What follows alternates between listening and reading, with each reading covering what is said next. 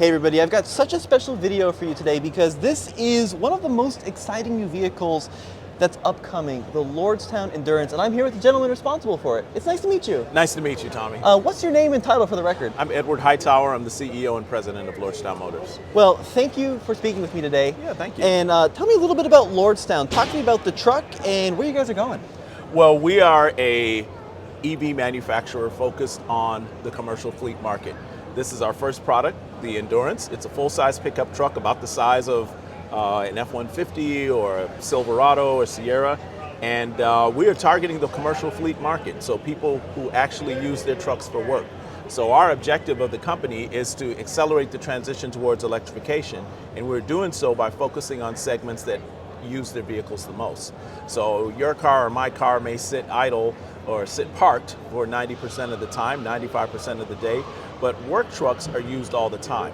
So if we're going to have an impact on moving more ICE miles to EV miles, that's why we focused on the commercial fleet segment. So tell me a little bit about Lordstown. I think it's a company that probably not everybody out there has heard of. What's kind of the foundation of the company? So we're about a 4-year-old company. About a year ago, we announced that we were forming a partnership with Foxconn, the leading consumer electronics manufacturer, contract manufacturer in the world. And we've recently transitioned to this more asset-light business model. We developed the Endurance from the ground up. The product is scheduled to start sale in the fourth quarter of this year, start production in this quarter and start sale in the fourth quarter, which is what we've said in our last earnings call. And we're excited to get it in the hands of our customers. So our plant where the vehicles will be built is in the city of Lordstown, Ohio, Yep. which is where the name came from. It's a former GM plant. And we recently sold the plant to Foxconn as part of their ambition to grow their business in the electric vehicle sector. So they will be assembling the Endurance for us.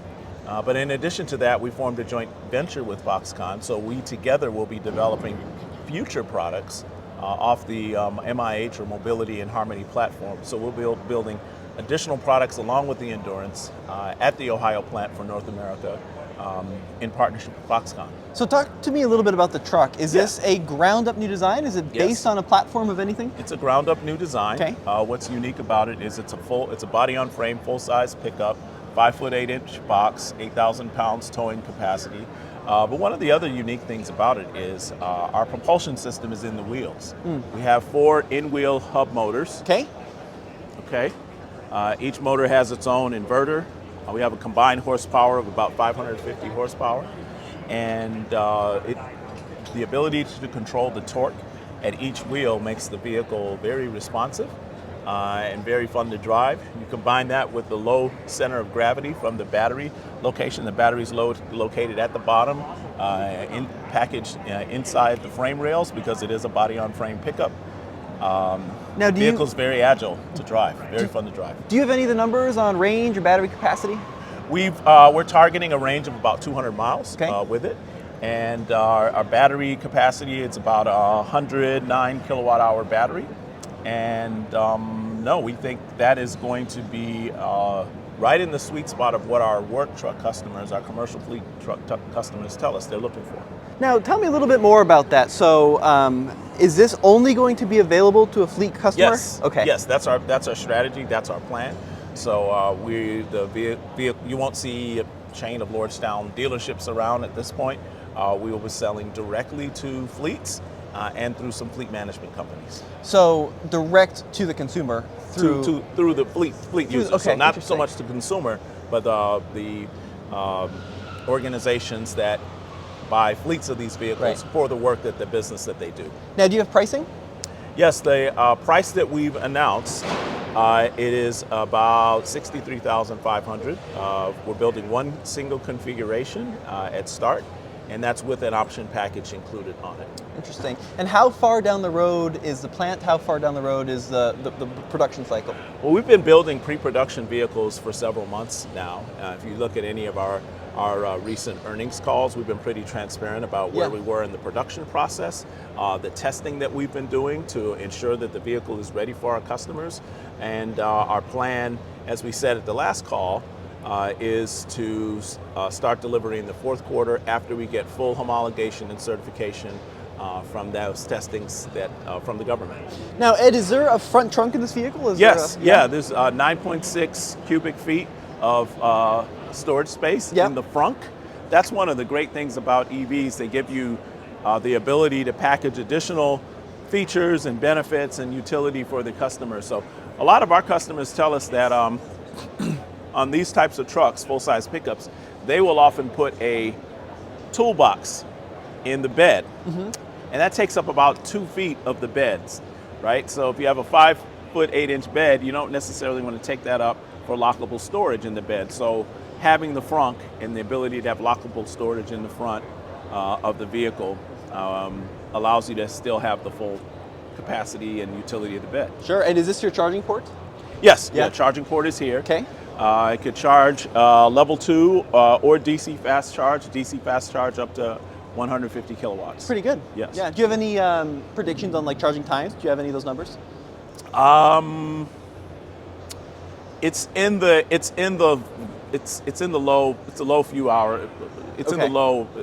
On level 2. I mean, It's okay, 109 kilowatt hour battery, 150 kilowatt Fast charging. You know, about an hour. Okay. Yeah. Yes, Fair enough. Yep. Depending on your state of charge where you're starting at. Now this is pretty cool, this kind of strip that continues along the side. Is that functional? Is there a reason for that, or is it just Reason a is, design? we wanted the truck to be distinctive. Okay. So many of the trucks have a similar profile, and as a new automaker, and we wanted to make sure people noticed our truck or could tell it from a distance. Now, it's just one of the design elements. Yep. Standard all-wheel drive?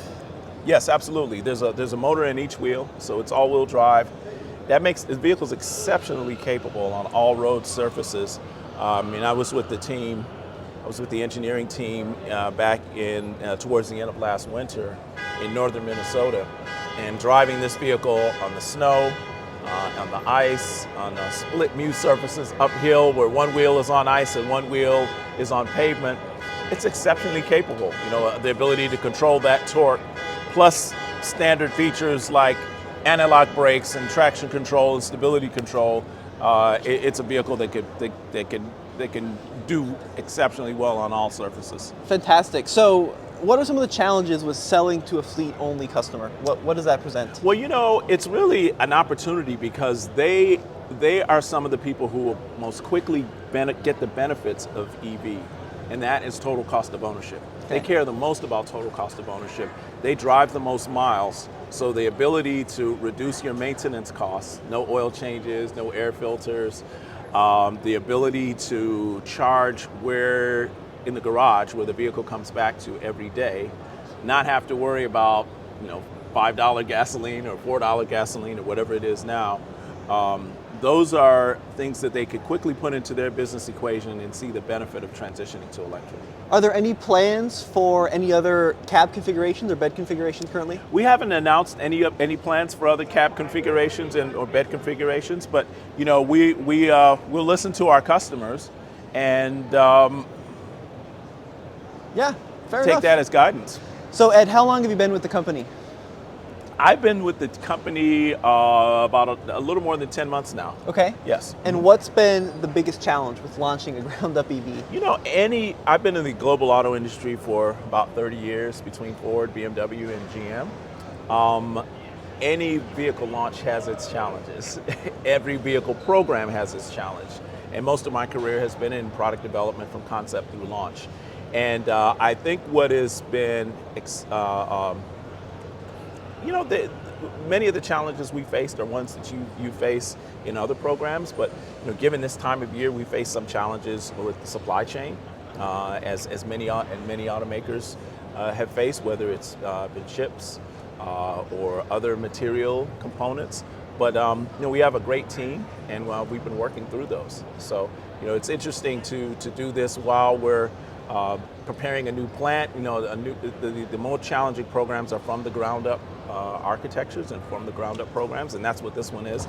But it's been exciting, but challenging to do that during the supply chain challenges and while preparing a new plant, a new business model, a new partner, right. All of those things. So we have a great team that's executing on those. And I know you said at the beginning, but just to clarify, it will be hitting the first customers in the fourth quarter of this year. Okay, sweet.